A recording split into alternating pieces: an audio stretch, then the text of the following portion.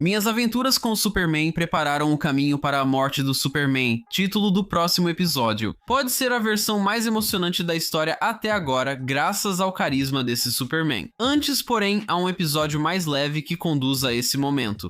Este é o quarto episódio da terceira temporada, chamado Olha Quem Está Chegando para o Jantar. O episódio começa com Clark e Lois indo a um encontro, deixando Lois nervosa, o que define o tom. Quando John aparece, Clark e Lois reagem como tem feito desde o início da temporada diante do futuro. Clark está animado e Lois ansiosa. O encontro de John com seus pais ocorre de forma razoável. Sinceramente, achei um pouco irrealista como Clark e Lois reagiram ao filho deles do futuro voltando no tempo. Lois parece estar surtando mais com a ideia de um dia ter um filho do que com o fato de seu filho adolescente estar aqui no presente, enquanto Clark e também Kara e Jimmy não parecem nem um pouco preocupados. Eles têm vidas incríveis. Clark é alienígena, já viajaram pelo multiverso e passaram por muito. Mas você pensaria que eles se preocupariam com o motivo do filho adolescente, que nem nasceu, ter voltado ao presente e como isso pode afetar a linha do tempo. Achei muito estranho como Clark não parecia realmente querer saber por que ou como ele está aqui, enquanto todo mundo estava de boa só curtindo sem nem perguntar. Eles simplesmente aceitaram imediatamente. E eu entendo eles aceitarem que ele é do futuro e que é filho deles, mas eles nunca pararam nem pra questionar por que ele está aqui e como ele chegou aqui. E sim, o momento do mais evidências foi bem engraçado, não vou negar. Mas mesmo assim,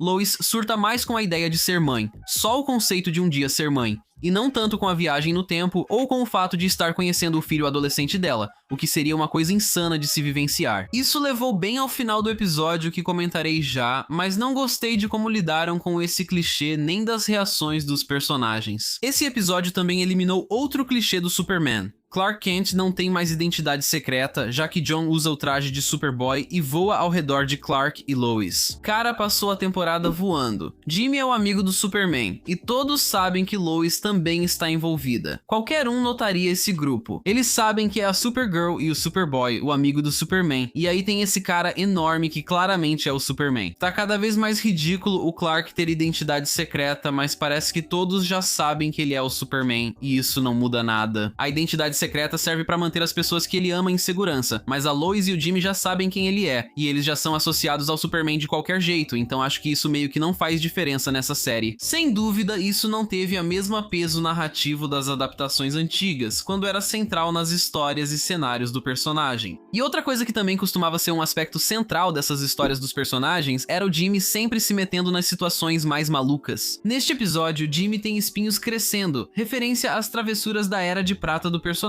especialmente na revista O Amigo do Superman número 65, quando virou um porco-espinho humano. Essas referências são divertidas. Há outras, como a placa da Ametista, que acho ter aparecido no último episódio, mas não notei. Isso faz referência à Ametista, princesa do mundo das gemas, uma dimensão alternativa. Depois, Kara aparece em um cavalo branco, possivelmente uma referência ao seu corcel e interesse amoroso, Cometa, o super cavalo. Mas sobre Kara, nota-se que John a evita durante o episódio. Pelo final deste e do anterior, sabemos um pouco do futuro dele. Clark e Lois morreram. Lex, Jimmy e John Henry Irons estão presentes. Uma personagem visivelmente ausente é a Supergirl. Será que isso tem relação com John evitá-la? Talvez nesse futuro sombrio ela volte às suas raízes militaristas. Suspeito que o Brainiac estar ligado à Fortaleza da Solidão desde o primeiro episódio desta temporada tenha relação com isso. Talvez nesse futuro sombrio, Kara sofra uma transformação após a morte do Superman, tornando-se o próximo Brainiac, o Brainiac 2, ou talvez seja algo mais pessoal. Talvez sem os pais, John tenha sido criado pela Kara e talvez pelo Jimmy. E talvez ele esteja afastado de sua mãe adotiva, tia, prima de primeiro grau, uma vez removida nesse futuro distópico de Superman Cyborg. Falando em Superman Cyborg, vamos para Alex Corp e destacamos Hank Henshaw. Assim como no último episódio, há um contraste de tom, pois as cenas dele parecem bem mais sérias que o restante. E também como no último episódio, eles parecem ter dedicado mais tempo aos visuais desses momentos. Isso funciona muito bem para fazer Hank parecer importante e fazê-lo parecer uma ameaça maior. Quando Hank pede desculpas a Lex, ele me lembrou muito o Homelander, e a cena final em que se volta contra Lex foi bem tensa.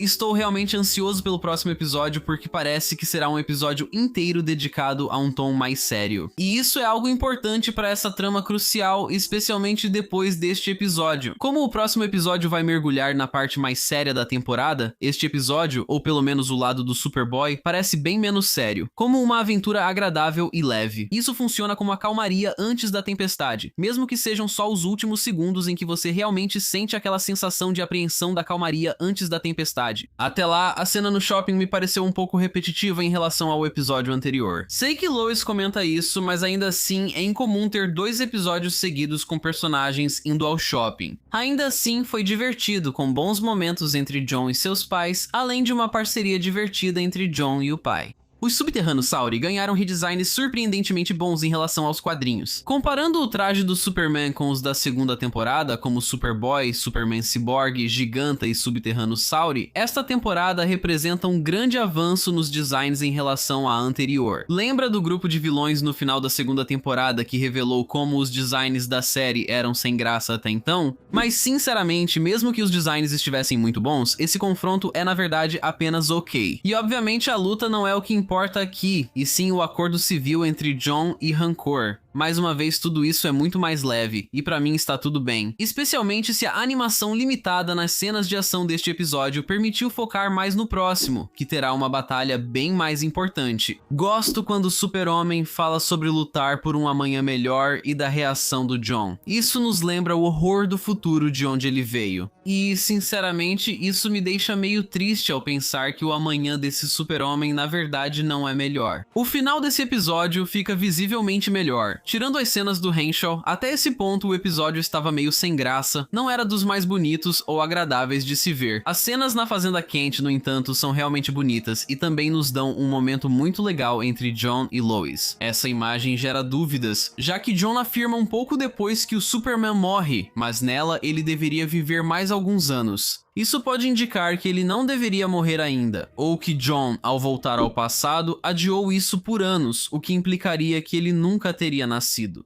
Que é talvez o que podemos interpretar da introdução, onde o Jon aparece e depois desaparece, tipo De Volta para o Futuro, Marty McFly. Finalmente, depois de uma história tão agradável e leve, tudo parece bem, a Lois parece finalmente aceitar o futuro que está por vir e abraça a ideia do Jon, só para o Superman Cyborg estragar tudo. Quando o lado sério e o leve se juntam, tudo parece maior e mais importante, pois o episódio conduz perfeitamente ao próximo. Esses últimos momentos estão ótimos, são intensos e sombrios, e finalmente revelam por que Jon está aqui para impedir Henshaw, para impedir a morte do Superman.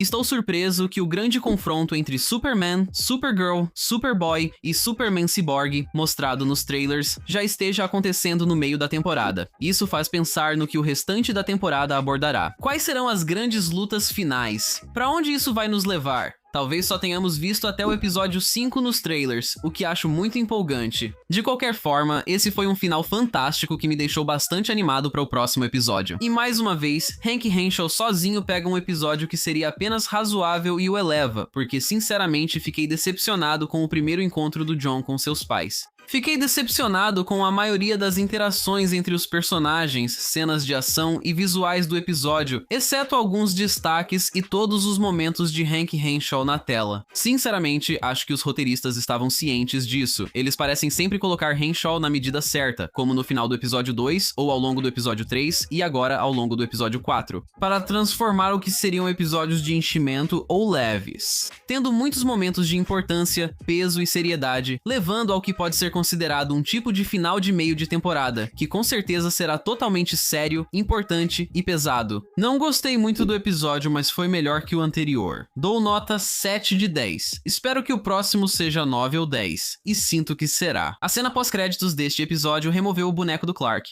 uma dica bem sombria sobre a morte do Superman no próximo episódio. Mas é isso por enquanto. Obrigado por assistir. Fique ligado para a próxima semana, e até breve.